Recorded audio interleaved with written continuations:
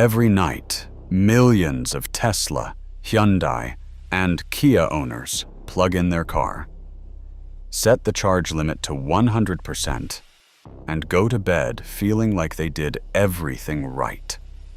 The battery is full. The range is maxed out. There is no range anxiety waiting for them in the morning. But here is what nobody told you when you signed those papers at the dealership. That one habit repeated every single night is quietly accelerating the deterioration of the most expensive component in your car. And by the time you notice the range shrinking, some of that damage is already permanent. The battery pack in your Tesla, your Ioniq 5 or 6, or your Kia EV6 is built around thousands of individual lithium-ion cells. Lithium-ion chemistry has a quirk that most owners never hear about. At low to moderate charge levels, around 20 to 80%, those cells are sitting in a relatively stable electrochemical state. The lithium ions are moving freely, the electrolyte solution inside each cell is behaving itself, and the internal components are under minimal stress. Push the charge above 90% and the picture changes. The voltage inside each cell climbs to its upper limit, and the electrolyte begins a slow process called oxidation. The cathode material, which in most Teslas and in all Hyundai and Kia vehicles built on the eGMP platform, is nickel manganese cobalt. That material becomes increasingly reactive at high voltage. Over time, repeated chemical stress eats away at the layer protecting the graphite anode, a thin film engineers call the SEI layer. When that protective layer degrades, active lithium ions fall out of circulation permanently, and your usable range shrinks with every passing month.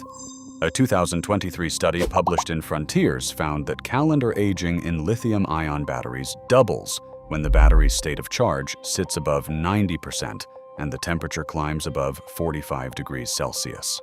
Calendar aging is the degradation that happens just from sitting there, charged up and idle.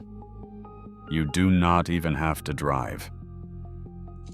Here is the specific problem with the overnight 100% charging habit. When your car finishes charging and hits that full state, the battery management system holds the pack at peak voltage while you sleep. If you plugged in at 10 o'clock at night and your car sits fully charged until 7 in the morning, that is 9 hours at maximum voltage stress. Night after night, week after week, year after year. The last 10 to 15% of any charge session is where the most damage accumulates.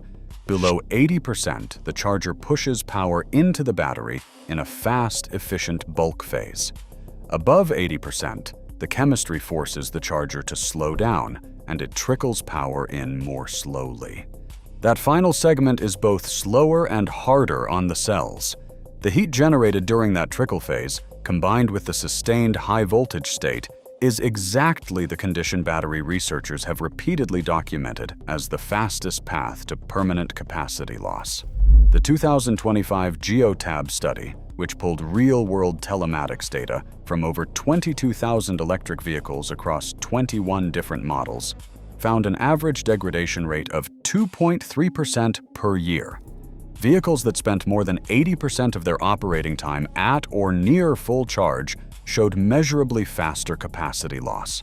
Projected out over 8 years, that difference translates directly into miles you will lose from your daily range, whether you notice it or not.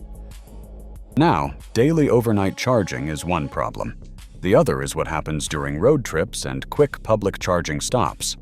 Direct current fast charging, the kind available at a Tesla supercharger, an Electrify America station, or any charger delivering more than 100 kilowatts, is the single largest stressor identified across every major battery study. GeoTab 2025 data makes this very clear. Vehicles that primarily relied on high-power direct current fast charging degraded at 3% per year. Vehicles that used low-power alternating current charging at home degraded at 1.5% per year. That is double the annual degradation rate, driven entirely by how fast the electrons were moving. The reason comes down to speed and heat. Pushing 200 or 350 kilowatts into a battery pack forces lithium ions to move through the electrolyte far faster than they were designed to travel. At those speeds, some ions do not make it cleanly to the anode. They deposit as metallic lithium instead, forming microscopic tendrils called dendrites. Those dendrites reduce capacity and, in rare cases, can create internal short circuits. Fleet operators running taxis and rideshare vehicles on daily direct current fast charge schedules have documented 10 to 15% capacity loss within 5 years, compared to roughly 8% for vehicles primarily charged at home on alternating current.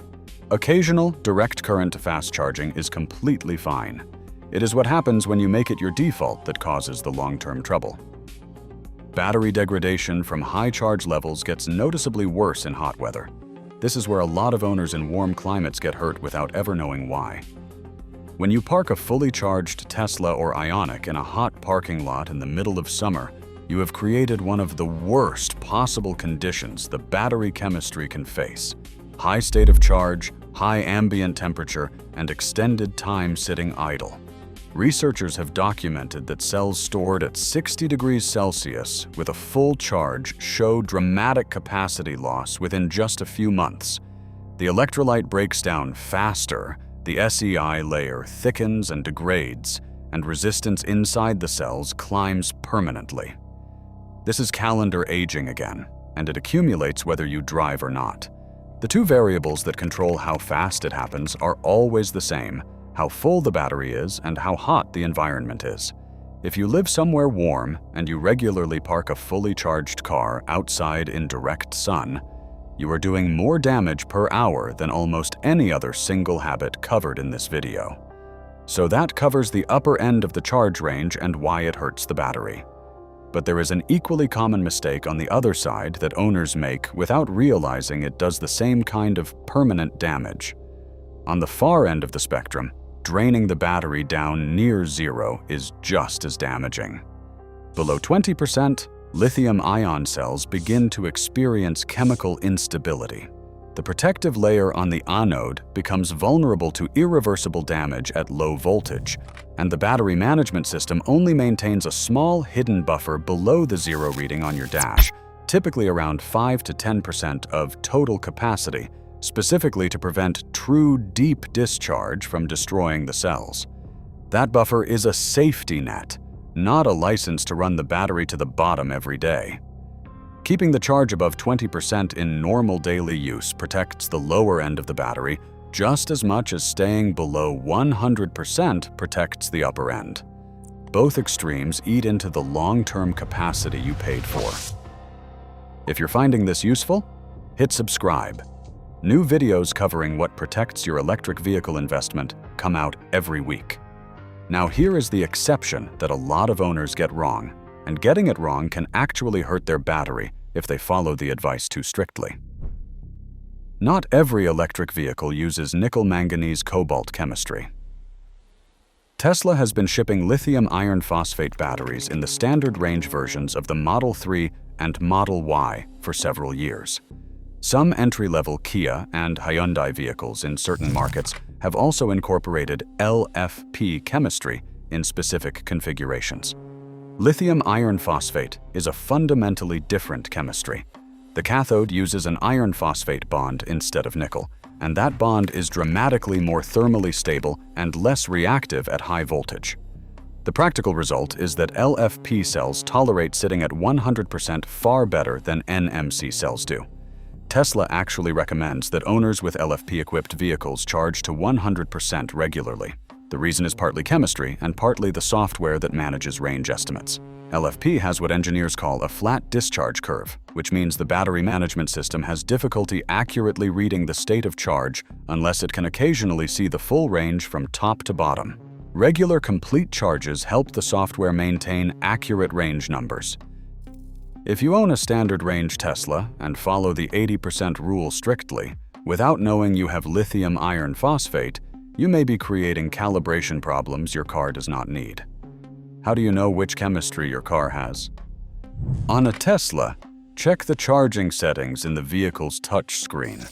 If the battery information screen shows lithium iron phosphate, charge to 100% as your default. If it shows nickel-based chemistry, keep the daily limit at 80%. For Hyundai and Kia owners, the Ioniq 5, Ioniq 6, EV6 and EV9 all use nickel-based chemistry in their current configurations. The 20-80 rule applies to all of them. The owner's manuals and official guidance from these three manufacturers are more aligned than most buyers realize. Tesla states for daily use, set a charge limit between 50 and 90%. Reserve 100% for long trips and avoid letting the car sit at full charge for extended periods after completing a session.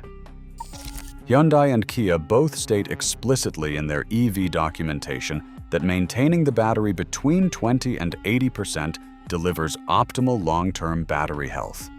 Ford uses nearly identical language for the Mustang Mach-E and F-150 Lightning, recommending 80 to 90% as the everyday charging standard. These recommendations exist because the engineers who designed these packs know exactly what happens to the cells at the extremes. This is not conservative overcaution. It is engineering guidance backed by degradation testing conducted before the vehicles ever reached a showroom. And the financial stakes are real. A battery pack replacement runs between $8,000 and over $20,000 depending on the model, the year, and the size of the pack. Beyond repair costs, battery health directly affects resale value. A car with documented healthy state of charge history commands meaningfully more on the used market than an identical vehicle with visible range loss. Here is what the 20-80 rule looks like in actual daily practice. On a Tesla Model 3 or Model Y with NMC chemistry, go into the charging menu and move the charge limit slider to 80%. The car remembers that setting every time you plug in. Only override to 100% on the morning of a long drive, and depart as close to that full charge as possible so the battery is not sitting at peak voltage for hours before you leave.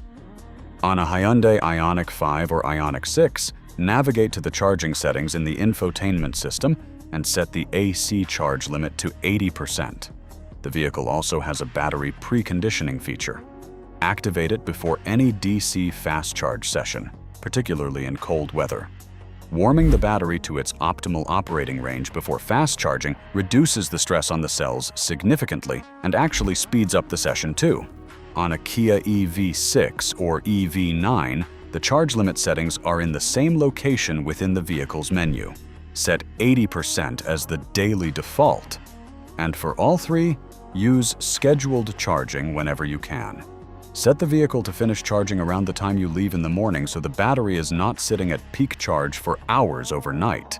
Most of these vehicles allow you to set a departure time, and the car will calculate backward to figure out when to start charging. Use that feature. It was designed exactly for this reason. The battery pack in your EV is the most expensive component you own. A replacement can run tens of thousands of dollars, and most owners find out about capacity decline only when the range they were promised starts quietly disappearing on their daily commute. The habits covered in this video, keeping the charge between 20 and 80% for NMC vehicles, using DC fast charging for road trips rather than daily errands, avoiding the heat and full charge combination in summer, knowing whether your specific car uses LFP or NMC chemistry, and using scheduled charging to avoid sitting at 100% overnight are the difference between a battery that holds most of its capacity for a decade and one that does not. If you found this useful, there is a related video on screen now about the other electric vehicle ownership habits that quietly cost money over time.